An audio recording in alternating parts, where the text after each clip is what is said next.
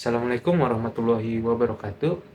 Izin memperkenalkan diri, nama saya Cruzero Wisae, NPM saya 221000170.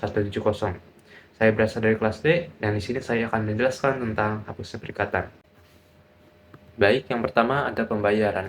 Terdapat pada pasal 1382 hingga 1403 KUH Perdata. Pembayaran adalah setiap pemenuhan atau pelaksanaan perikatan pada umumnya dengan dilaksanakan pembayaran, perikatan menjadi hapus.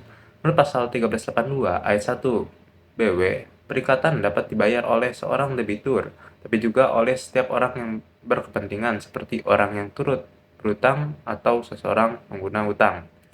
Menurut pasal 1382 ayat 2 BW, apabila pembayaran dilakukan atas nama si berutang, berarti pembayaran dilakukan oleh si berpiutang sendiri. Sedangkan apabila pembayaran dilakukan atas nama sendiri, berarti pihak ketiga yang membayarnya. Pengecualian terhadap pasal 1382 BW terdapat pada pasal 1383 BW, yaitu prestasi pada perikatan untuk perbuatan sesuatu tidak dapat dipenuhi oleh pihak ketiga berlawanan dengan kehendak kreditur. Jika kreditur berkepentingan bahwa prestasi harus dilaksanakan sendiri oleh debitur. Jadi, jika debitur bukan pemilik barangnya, maka dapat menyatakan pembayaran tidak sah dan kreditur tidak dapat menolak barang yang dibayarkan kepadanya dan dia masih dapat pemenuhan prestasi. Pembayaran sejumlah uang atau barang dapat dipakai habis tidak dapat diminta kembali dari orang dengan itikat baik telah menghabiskan barangnya meskipun pembayaran itu dilakukan oleh orang yang bukan pemiliknya. Pembayaran harus dilakukan kepada yang pertama kreditur, dua orang yang dikuasakan oleh kreditur, tiga orang yang dikuasakan oleh hakim atas undang-undang untuk menerima pembayaran. Menurut pasal 1393 BW, pembayaran harus dilaksanakan di tempat yang ditentukan dalam perjanjian di tempat barang itu berada pada waktu dibuatnya perjanjian. Jika mengenai barang tertentu di tempat tinggal kreditur selama dia harus-menerus bertempat tinggal di kota di mana pada waktu perjanjian dibuat. Dia bertempat tinggal dan dalam hal lain di tempat tinggal debitur. Subrogasi adalah penggantian kreditur dalam suatu perikatan sebagai akibat adanya pembayaran. Dengan terjadinya subrogasi, maka piutang dengan hak-hak aksesornya beralih kepada pihak ketiga yang menggantikan kreditur. Subrogasi dapat juga terjadi jika debitur meminjam uang dari pihak ketiga untuk dibayarkan kepada kreditur dengan janji bahwa pihak ketiga akan menggantikan kedudukan kreditur tersebut. Baik, yang kedua ada penawaran pembayaran diikuti dengan penitipan. Terdapat pada pasal 1404 hingga 1412 Kitab Undang-Undang Hukum Perdata. Definisinya adalah suatu cara pembayaran yang harus dilakukan apabila si kreditur menolak pembayaran. Syarat-syarat untuk sahnya penawaran yaitu yang pertama, penawaran harus dilakukan kepada kreditur atau kuasanya. Dua, dilakukan oleh orang yang berwenang untuk membayar. Tiga, penawaran harus meliputi seluruh uang pokok, bunga, biaya yang telah ditetapkan, uang yang telah ditetapkan, uang untuk biaya yang belum ditetapkan. 4. Ketetapan waktu telah tiba. 5. Penawaran harus dilakukan di tempat di mana menurut persetujuan pembayaran harus dilakukan. Jika tidak ada persetujuan khusus, maka penawaran harus ditujukan kepada kreditur sendiri atau tempat tinggal yang telah dipilih oleh kreditur. Yang keenam, penawaran itu dilakukan oleh seorang notaris atau jurusita disertai dengan dua saksi. Dengan diterimanya penawaran pembayaran, maka telah terjadi pembayaran. Sedangkan apabila penawaran pembayaran tidak diterima, debitur dapat menitipkan apa yang ia tawarkan.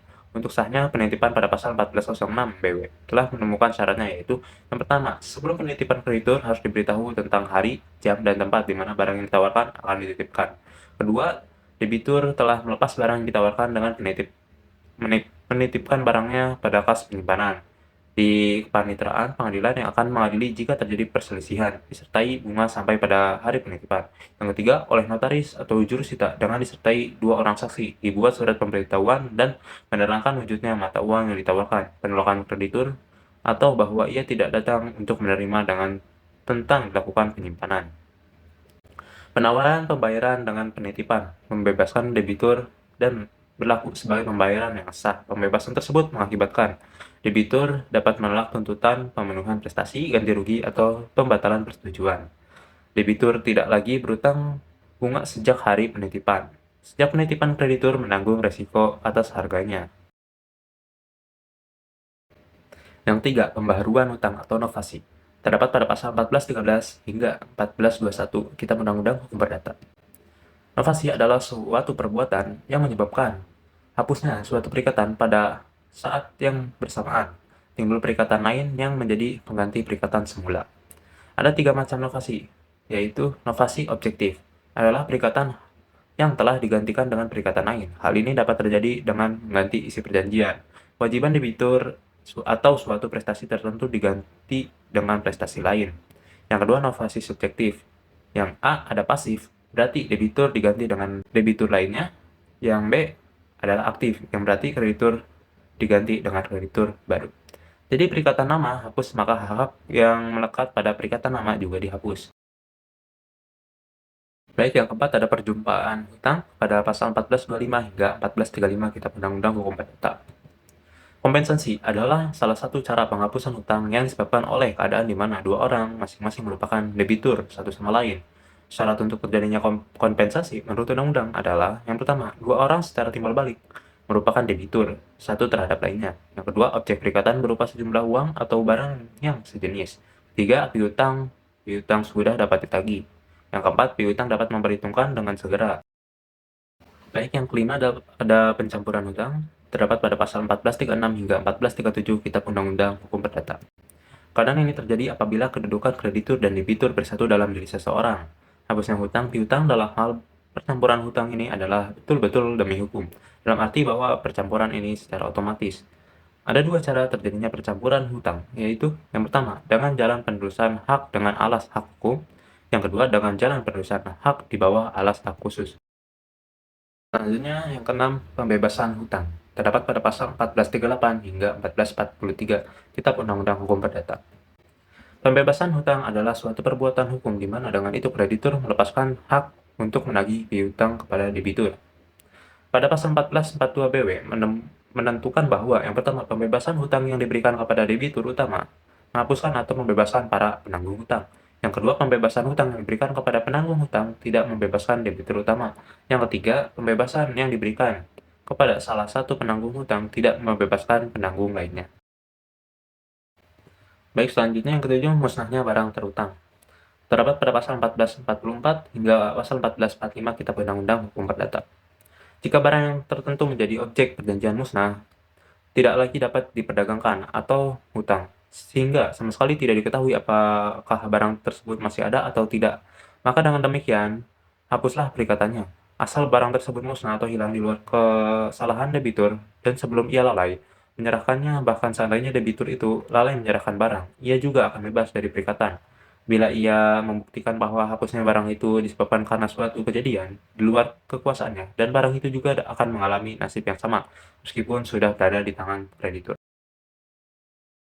Yang kedelapan, batal atau pembatalan. Terdapat pada pasal 1446 hingga 1456 Kitab Undang-Undang Hukum Perdata. Ada dua pengertian batal, yaitu yang pertama, batal demi hukum.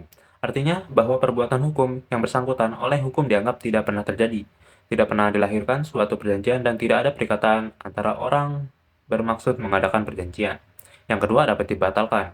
Artinya adalah suatu perjanjian itu dapat diminta pembatalannya oleh salah satu pihak dengan suatu putusan hakim, sedangkan selama tidak ada permintaan pembatalan, maka perjanjian tetap berlaku.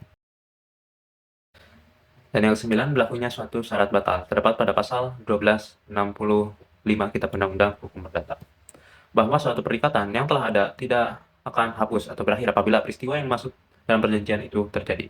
Menurut pasal 1265 BW, syarat batal adalah suatu syarat yang apabila terpenuhi menghentikannya perjanjian dan membawa segala sesuatu kembali pada keadaan semula seolah-olah tidak pernah terjadi perjanjian. Dan yang terakhir, yang 10, lewatnya waktu atau daluarsa. Pasal 1946 hingga 1993 Kitab Undang-Undang Hukum Perdata. Daluarsa adalah suatu upaya untuk memperoleh sesuatu untuk dibebaskan dari suatu perikatan dengan lewatnya suatu waktu tertentu dan atas syarat-syarat yang ditentukan oleh undang-undang. Undang-undang mengenal dua bentuk daluarsa, yaitu yang pertama daluarsa akuistif, yaitu mempunyai hak milik atas suatu barang. Dan yang kedua, daluarsa ekstinsif, dibebaskan dari suatu perikatan, artinya kalau sudah lewat waktu atau daluarsa tertentu, maka debitur dibebaskan untuk melakukan prestasi atau tidak ada kewajiban hukum. Pada pasal 1967 KUH Perdata menegaskan segala tuntutan hukum baik yang bersifat kebandaan maupun yang bersifat perorangan hapus karena daluarsa dengan lewatnya waktu 30 tahun. Jadi dengan lewatnya waktu tersebut maka berakhirlah suatu perikatan.